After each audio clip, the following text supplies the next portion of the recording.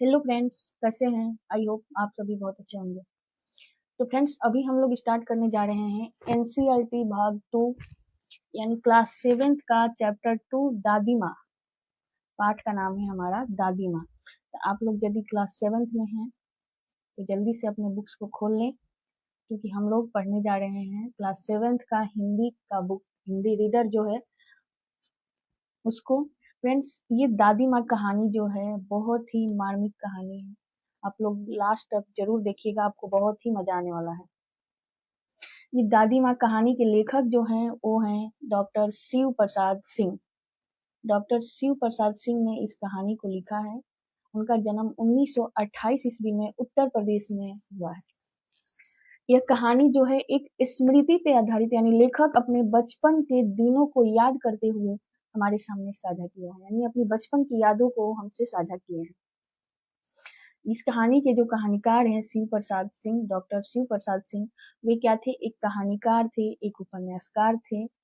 और उन्होंने इस कहानी में ग्रामीण परिवेश में, यानी ग्रामीण गांव में जिस तरह से दादी पोता के आत्मीय संबंधों का भावपूर्ण वर्णन किया है। दादी पोता का जो आपसी संबंध होता है उसका भावपूर्ण वर्णन किया है कि किस तरह से लेखक अपनी दादी माँ के साथ रहा करते थे, किस तरह से दादी माँ उनसे स्नेह प्यार करती थी। जब उनकी तबीयत खराब होता था तो दादी माँ किस तरह से जड़ी बूटी को घोट करके उन्हें पिलाती थी।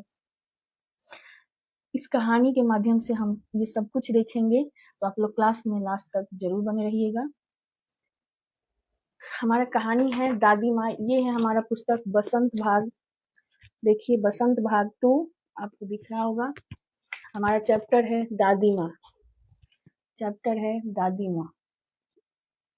ठीक, तो आप लोग जल्दी जल्दी जुड़ जाएं, सेशन को शेयर कर दें ताकि और भी बच्चे देख सकें।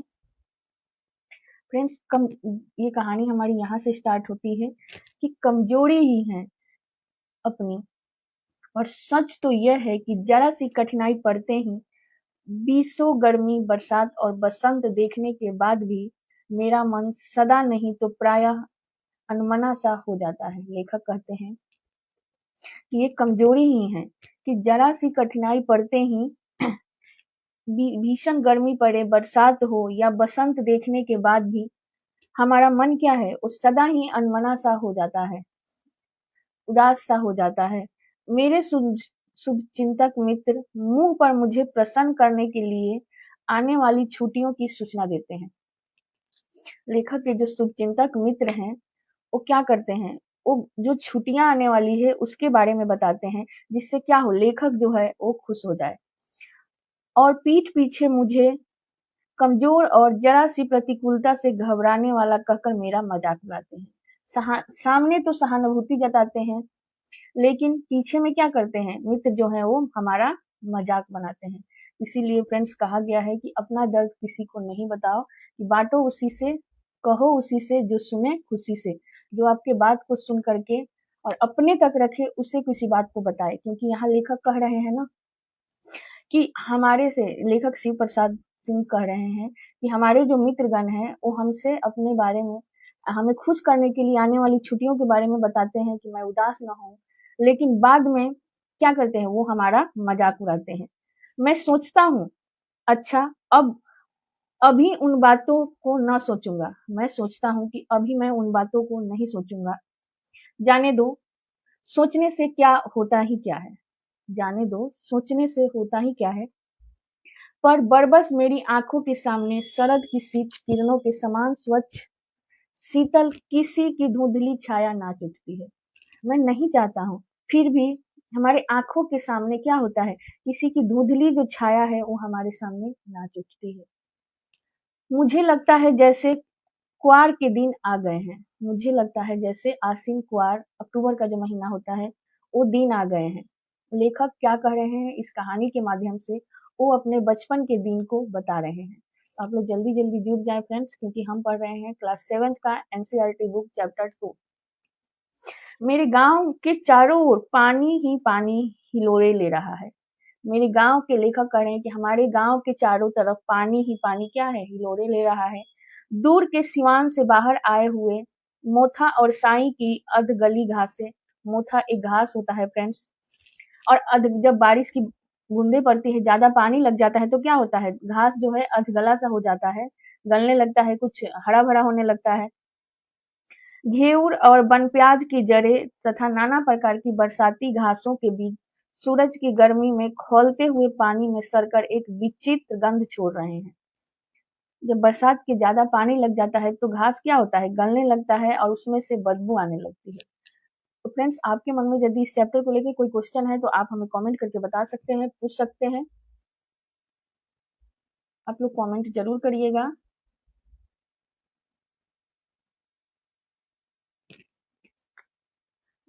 महात्मे लगता है रास्ते में कीचड़ सूख गया है। लेखक कह रहे हैं रास्ते में कीचड़ जो है वो क्या है, सूख गया है, और गांव के लड़के किनारों पर झाग भरे जलाशयों में धमाके से कूद रहे हैं। रास्ता क्या है का कीचड़ जो है सूख गया है, और जो गांव के बच्चे हैं वो जलाशय, जो पानी जहाँ पे इकट्ठा करके रखा जाता है जिसे नदी झील कहते हैं, गांव में पोखर कहते हैं उसको, उसमें बच्चे क्या है, धमाके से कूद रहे हैं, एंजॉय कर रहे हैं। अपने अपने मौसम की अपनी अपनी बातें होती हैं। लेखक कह रहे हैं अपने अपने मौसम की अपनी अपनी बातें होती है। आषाढ़ में आम और जामुन न मिले, आषाढ़ में आम और जामुन न मिले, चिंता नहीं। अगहन में चिवड़ा और गुड़ न मिले, दुख नहीं। लेखक कहते हैं कि आषाढ़ में आम और जामुन नहीं मिले, मुझे कोई चिंता नहीं है। आम और जामुन न मिले, अगहन में चिवड़ा, चिवड़ा जो होता है ना पोहा, वो ना मिले तो भी अगहन में फ्रेंड्स धान की कटाई होती है तो उससे नया चूड़ा निकलता है, उसके बारे में लेखक कह रहे हैं, क्योंकि लेखक जो है अपने बचपन के दिनों को याद कर रहे हैं। ना मिले तो मुझे कोई दुख की बात नहीं। चैत के दिनों में लाई के साथ गुड़ की पट्टी ना मिले, अफसोस नहीं। लेखक कह रहे हैं चैत के दिनों में मुझे यदि गुड़ की पट्टी के साथ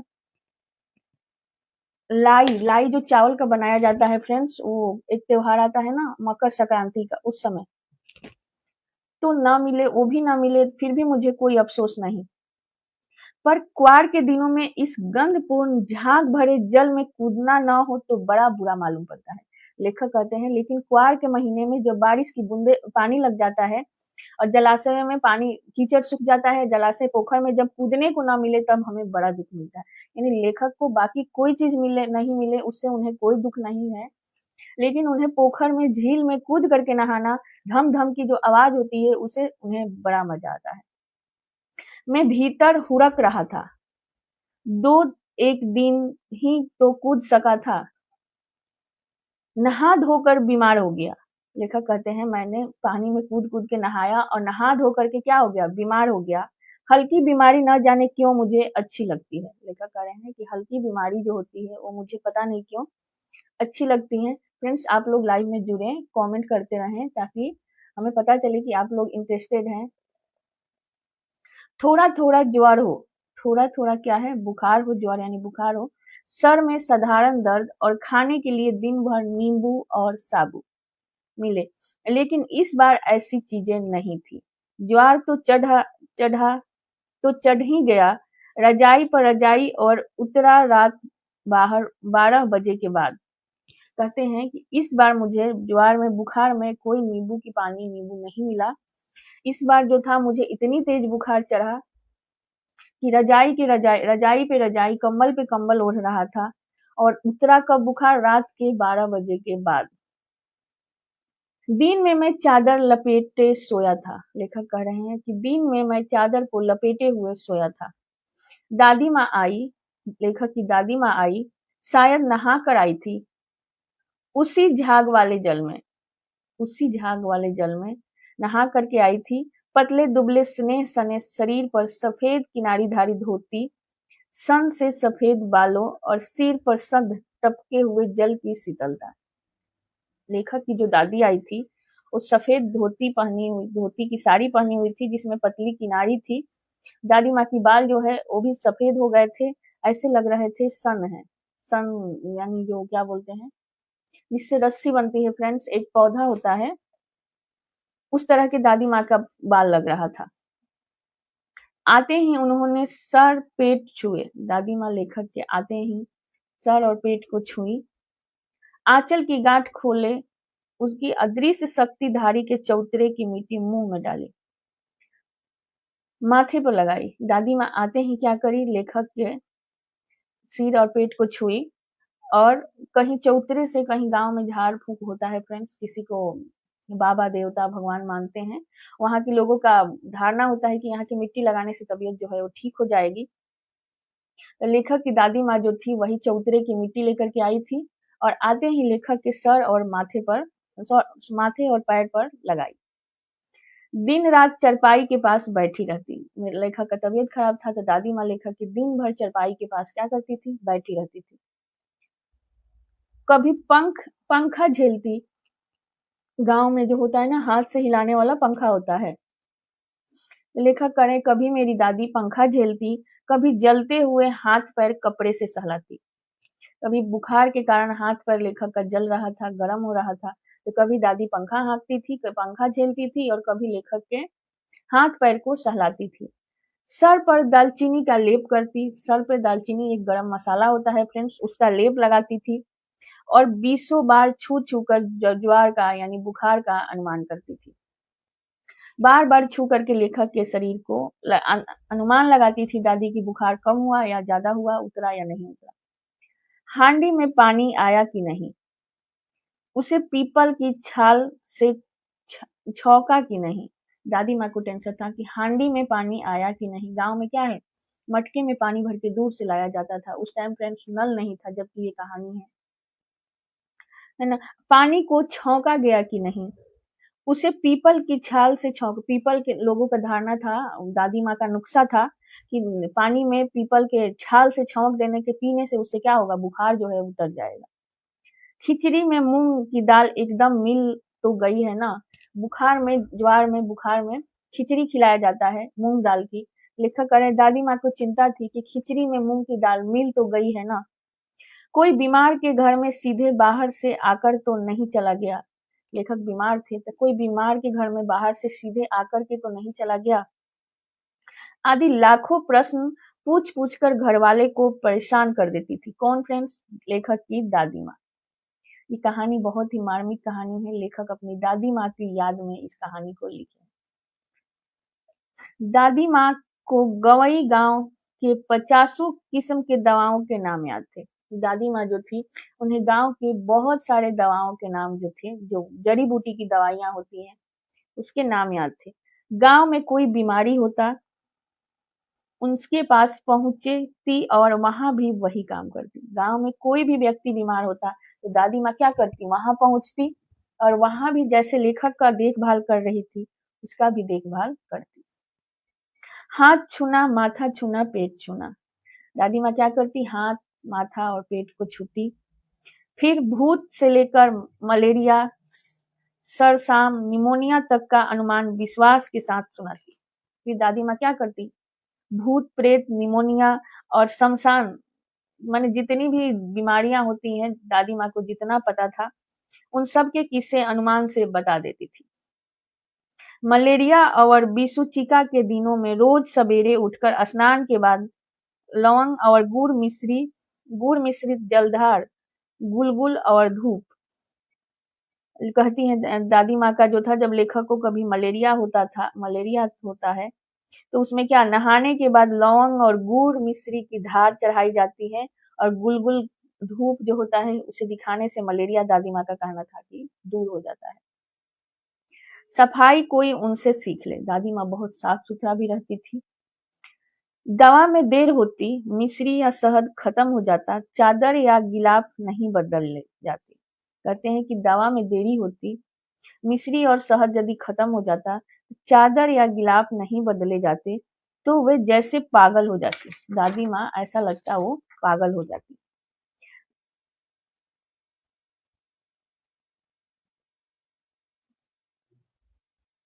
बुखार तो मुझे अब भी आता है, नौकर पानी दे जाता है। अब क्या है, लेखक के पास दादी माँ नहीं है। लेखक कह रहे हैं बुखार तो मुझे अब भी आता है, नौकर चाकर जो है क्या करते हैं, पानी दे जाते हैं। मेष महाराज अपने मन से पकाकर खिचड़ी मूंग दाल की या साबूदाना की खिचड़ी दे जाते हैं। डॉक्टर साहब आकर नाड़ी देख जाते हैं। डॉक्टर साहब आते हैं और नाड़ी देख जाते हैं और कुनैन मिक्सचर की शीशी की तिताई के डर से बुखार भाग भी जाते हैं। कुनैन एक जड़ी बूटी होता है फ्रेंड्स, बहुत तीखा कड़वा लगता है, तो उसकी तिताई से, उसके तीखापन से बुखार अब जल्दी भाग भी जाता है। पर ना जाने क्यों ऐसा बुखार को बुलाने का जी नहीं होता। कहते हैं लेकिन पता नहीं क्यों ऐसे बुखार जो दादी माँ के समय में हुआ था, बुलाने का मेरा जी नहीं होता। किशन भैया की शादी ठीक हुई।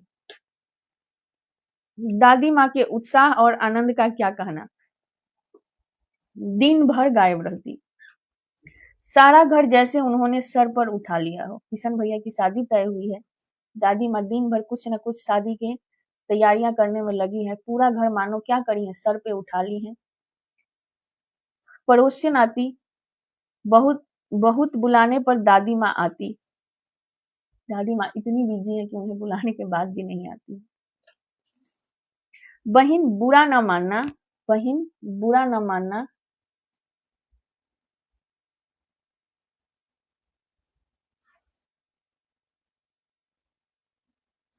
कार परोजन का घर ठहरा।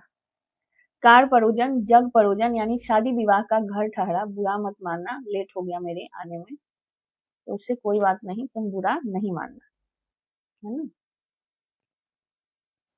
एक काम अपने हाथ से न करूँ तो होने वाला नहीं। दादी माँ बहुत बिजी हैं, कह रही है कि यदि मैं एक भी काम अपने हाथ से न करूँ तो काम क्या है, होने वाला नहीं है।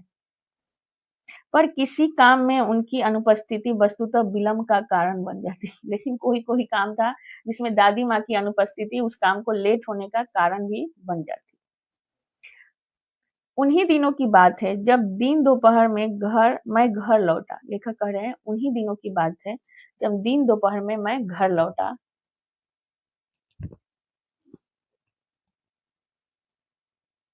बाहरी निकसार में दादी माँ किसी पर बिगड़ रही थी। बाहरी निकसार में यानी सुबह के टाइम दादी माँ किसी पे गुस्सा रही थी।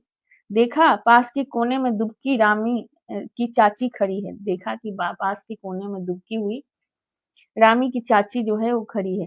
सो ना होना धनो, सो ना होना धनो, रुपए माँ सूद के आज दे दे। दादी माँ रामी की चाची को सूद का रुपए दी थी, उसे मांग रही थी खड़े होकर के। तेरी आंखों में शर्म नहीं, मांगने के समय कैसे आई थी। जब रुपए मांगना था तब किस तरह से आई थी। अभी तेरी आंखों में शर्म नहीं है, शादी विवाह का घर है, तू पैसे नहीं दे रही है, सूद के लिए गई थी। पैरों पर नाक रगड़ती फिरी, किसी ने एक पाई भी न दी। तुम पैरों पे नाक रगड़ती फिरी बट किसी ने तुम्हें एक पाई भी नहीं दिया था। अब लगी है आजकल करने, फसल में दूंगी, फसल में दूंगी। अब जस्ट टाइम लेने आई थी तो नाक रगड़ रही थी और अभी आजकल कर रही है कि फसल जब होगा तब दूंगी। क्या तेरे खातिर दूसरी फसल कटेगी। दादी माँ जो है रमी चाची से कहती है कि क्या तेरे लिए दूसरी फसल कटेगी। दूंगी मालकिन, रमी चाची कहती है कि मालकिन दूंगी। रामी की चाची रोती हुई दोनों हाथों से आंचल पकड़े हुए दादी माँ के पैर की ओर झुकी। रमी की चाची जो है दोनों हाथ से आंचल को पकड़े हुए पैर की तरफ झुकी। बिटिया की शादी है, आप न दया करेंगी तो उस बेचारी का निस्तार कैसे होगा। बिटिया की शादी है, यदि आप दया नहीं करेंगी तो उस बेचारी का निस्तार जो है कैसे वो उसका पार घाट लगेगा। हट हट, अभी नहाने आ रही हूँ। दादी माँ पीछे हट गई।